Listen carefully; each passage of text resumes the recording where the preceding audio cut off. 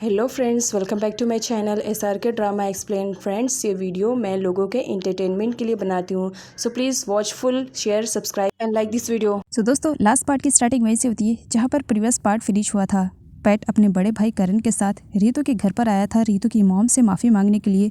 Past में उसने जो कुछ भी रीतू के साथ गलत किया था। रीतू की मॉम पैट की वजह से काफ़ी अपसेट थी क्योंकि पैट ने उनकी बेटी के साथ बहुत ज़्यादा गलत किया था। इसी वजह से वो उसे माफ़ करने के लिए तैयार नहीं थी और उसे घर से धक्के मारकर बाहर भी निकाल देती हैं कि वो अपनी बेटी को संभाल लेंगी, लेकिन उस जैसे लड़के के साथ वो अपनी बेटी को कभी नहीं भेजेंगी। लेकिन पैट तो जिद पर अड़ा था। वो उनके गेट के बाहर ही काफ़ी टाइम तक खड़ा रहता है कि जब तक आप मुझे माफ़ नहीं करेंगी और एक बार मेरी बात रीतू से नहीं करवाएंगी तब तक मैं यहाँ से जाऊँगा नहीं। रीतू जो कि विंडो से देख रही थी, तब पैट देख लेता है और वो यहाँ पर रीतू से माफ़ी मांगने लगता है कि प्लीज़ मुझे माफ़ कर दो, एक बार मुझसे बात तो कर लो, मैं अपना सब कुछ तुम्हारे लिए छोड़ कर आया हूँ रीतू। लेकिन वो अंदर चली जाती है क्योंकि पैट की वजह से वो काफ़ी हर्ट थी। इधर रीतू की मॉम को दिखाया जाता है जो अपनी बेटी की फीलिंग्स को अच्छी तरीके से समझ रही थी। इसी वजह से वो सारा डिसीज़न अपनी बेटी पर छोड़ देती है। उनका बस यही कहना था, जिसमें उनकी बेटी की खुशी है उसी में ही उनकी खुशी है। पैट रीतू से बात करने के चक्कर में गेट के ऊपर से छलांग मारने वाला था, लेकिन बैलेंस खराब होने की वजह से वो सीधा ज़मीन पर गिरता है और उसके सर पर चोट लग जाती है, जिसकी वजह से रीतू से रहा नहीं जाता है जब वो ये सब कुछ देखती है और भागी भागी सीधा पैट के पास आती है। कहने को तो रीतू पैट को डांट रही थी, लेकिन उसके डांट में भी प्यार नज़र आ रहा था। पैट रीतू से कहता है कि अगर उसके हर्ट होने पर रीतू उसके पास आई तब वो कई बार हर्ट होने के लिए तैयार है। एंड यहाँ पर पैट रीतू से अपने पास्ट वाले बिहेवियर के लिए माफ़ी मांगता है और अपने बच्चे के लिए एक बार उसे माफ़ करने के लिए कहता है। रीतू जो पैट से अभी भी प्यार करती थी, नाराज़गी तो होती है लेकिन प्यार कभी ख़त्म नहीं होता है। इसी वजह से रीतू भी पैट को माफ़ कर देती है। पैट यहाँ पर रीतू की मॉम से भी ये प्रॉमिस करता है कि फ्यूचर में वो रीतू को कभी हर्ट नहीं करेगा और रीतू की मॉम भी मान जाती है क्योंकि उनकी बेटी की खुशी में जो उनकी खुशी थी। पैट रीतू को सभी के सामने हक करता है। खैर, इनकी लव स्टोरी तो कंप्लीट हो गई। अब बात करते हैं करण की।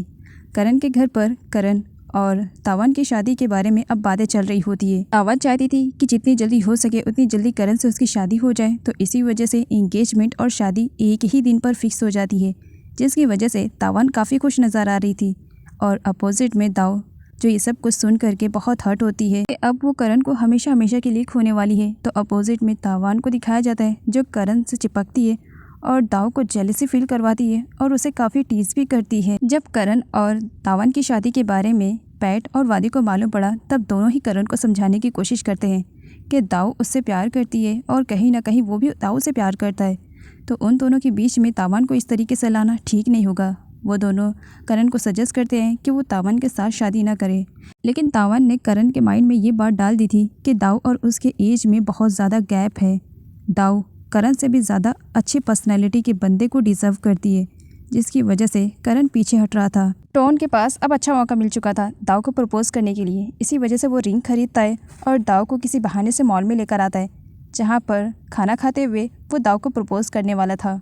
लेकिन जैसे तैसे करके वो बड़ी हिम्मत बना करके अपनी जेब से रिंग को बाहर निकालता है और बस दाव को प्रपोज करने वाला था, लेकिन वेटर की गलती की वजह से जूस दाव के ऊपर गिर जाता है, जिसकी वजह से टोन दाव को प्रपोज नहीं कर पाता है और दाव वॉशरूम चली जाती है।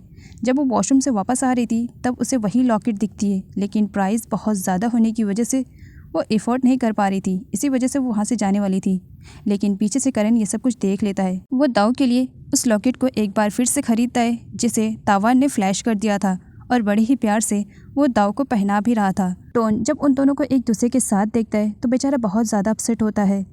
उसे रियलाइज़ होता है कि दाव जब उसके साथ थी तब खुश नहीं थी, लेकिन अब वो करण के साथ काफ़ी खुश नज़र आ रही है। इसी वजह से टोन अपने माइंड से ये बात निकाल देता है कि वो दाव को प्रपोज करेगा और दाव को वो एज अ फ्रेंड ही एक्सेप्ट करने के लिए तैयार हो जाता है। डुएंग मार्केट जा रही थी, पीछे से एक चोर आता है और उसका पर्स चुरा कर भागने लगता है। डुएंग उसका पीछा करती है और ये चोर कोई और नहीं बल्कि केटी निकलता है।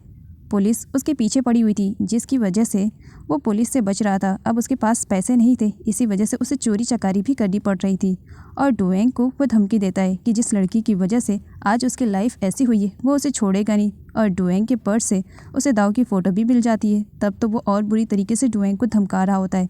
तभी पीछे से वहाँ पर आ जाता है टोन और वो उसे हिट करता है। साथ ही वो उसे वार्न भी करता है कि वो दाव के बारे में गलत सोचे भी ना, क्योंकि गलत तो वो कर नहीं पाएगा और अगर करने की कोशिश करेगा तो टोन उसकी हालत ख़राब कर देगा। फाइनली तावान की ज़िंदगी में वो भी दिन आ चुका था जिसका वो बेसब्री से इंतज़ार कर रही थी। आज वो दुल्हन बनी हुई थी और बहुत ही ज़्यादा खुश नज़र आ रही थी क्योंकि आज ही करण के साथ उसकी इंगेजमेंट और शादी दोनों होने वाली है, तो खुश होना तो बनता है। तो वहीं पर करण अपनी शादी से बिल्कुल भी खुश नहीं दिखाई दे रहा था। इधर पैट और वादी की आपस में ही प्लानिंग चल रही थी कि किसी भी तरीके से वो करण की शादी तावान से रोक सके। इसी वजह से वो दाव के रूम में जाते हैं और चोरी छुपे दाव की पर्सनल डायरी चुरा लेते हैं। वादी कहती है कि ये क्या कर रहे हो पैट? पैट कहता है यही सबूत है, एक बार बस करण पढ़ ले, उसे सब कुछ समझ में आ जाएगा। वो लोग करण को दूसरी प्लेस पर लेकर जाते हैं और दाव की पर्सनल वाली डायरी देते हैं पढ़ने के लिए कि शायद इसे पढ़ने के बाद उसे समझ में आए कि दाव उससे कितना ज़्यादा प्यार करती है। लेकिन करण को तावान की ही बातें याद आती है, इसी वजह से वो डायरी नहीं पढ़ता है और तावान के साथ अपनी इंगेजमेंट कंप्लीट कर लेता है। करण अपनी शादी के लिए तैयार हो रहा था, तभी उसके डोर पर कोई एक जार रखता है जिसमें छोटी छोटी बर्ड्स थी और हर बर्ड्स में कुछ ना कुछ करण के ही रिलेटेड लिखा हुआ था और साथ ही एक लेटर भी था। ये काम दाव ने खुद किया था, वो भी टोन के समझाने के बाद दाव ने फाइनली करण के सामने अपनी फीलिंग्स को कन्फेस कर ही लिया था। करण भी अब अपनी फीलिंग्स को दाव के सामने रोक नहीं पाता है और वो भी बता देता है कि वो भी उससे प्यार करता है, लेकिन मिसअंडरस्टैंडिंग की वजह से वो उसे एक्सेप्ट नहीं कर पा रहा था। लेकिन जब दाव सामने से उसे ऑफर कर रही है तब वो दाव को खुद से दूर नहीं जाने देगा।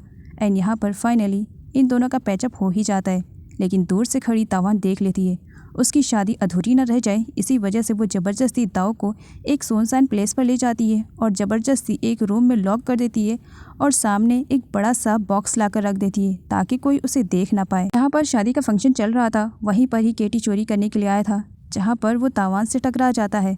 तावान अपनी जान छुड़ाने के लिए उसे अपनी सारी ज्वेलरी दे देती है, लेकिन तभी वहाँ पर वो दाव को भी देखता है जिस लड़की की वजह से आज उसकी लाइफ इतनी बुरी तरीके से हो गई है कि उसे हर किसी से भागना पड़ रहा है और कुछ पैसों के लिए उसे चोरी भी करनी पड़ रही है।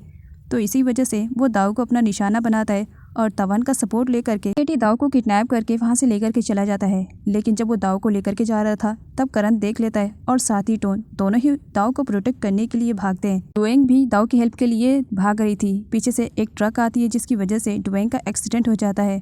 टोन वहीं पर ही था, तब वो डुएंग की हेल्प करता है और उसे हॉस्पिटल लेकर के जाता है। करण केटी की कार को फॉलो नहीं कर पाता है जिसकी वजह से वो पुलिस स्टेशन में उसकी कंप्लेंट करता है और दाव के रिलेटेड भी।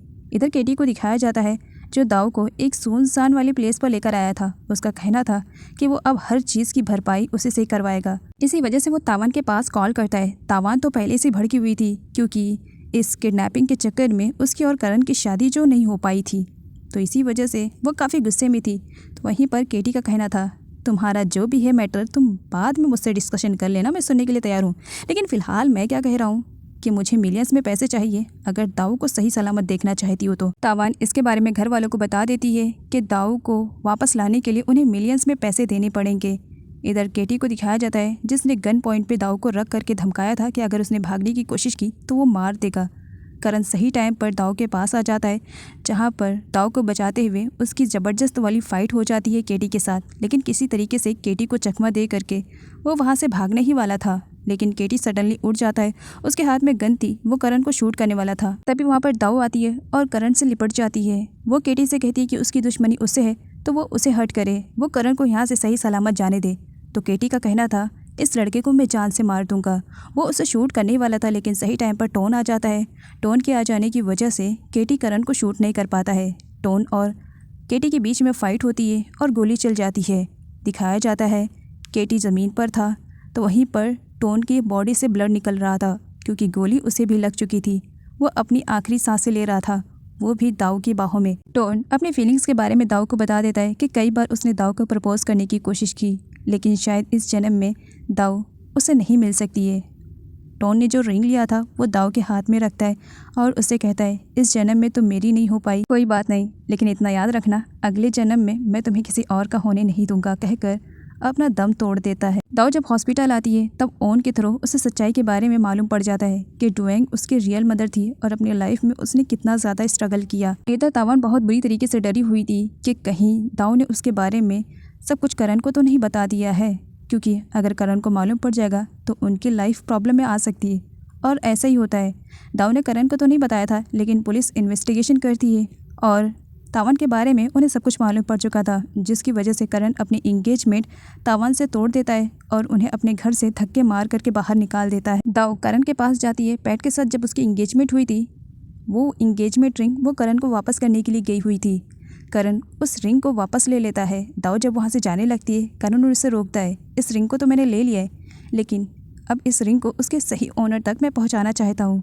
और ये कहते हुए दाव को वो रिंग पहनाता है और उसे प्रपोज भी करता है। दाव करण के प्रपोजल को एक्सेप्ट करती है। दोनों एक दूसरे को हक करते हैं और यहाँ पर प्रॉमिस करते हैं कि वो दोनों एक दूसरे का साथ कभी नहीं छोड़ेंगे। और यहीं पर ही इस ड्रामे की एक हैप्पी सी एंडिंग हो जाती है। तो दोस्तों, ये ड्रामे की तो एंडिंग हो चुकी है। कमेंट करके ज़रूर बताइए कि आपको इस ड्रामे की एक्सप्लेनेशन कैसे लगी एंड नेक्स्ट ड्रामा कैसे होना चाहिए। आप मुझे कमेंट सेक्शन में कमेंट कर सकते हैं। मिलती हूँ नेक्स्ट वीडियो के एक्सप्लेनेशन के साथ। तब तक के लिए अपना ख्याल रखें। Bye bye.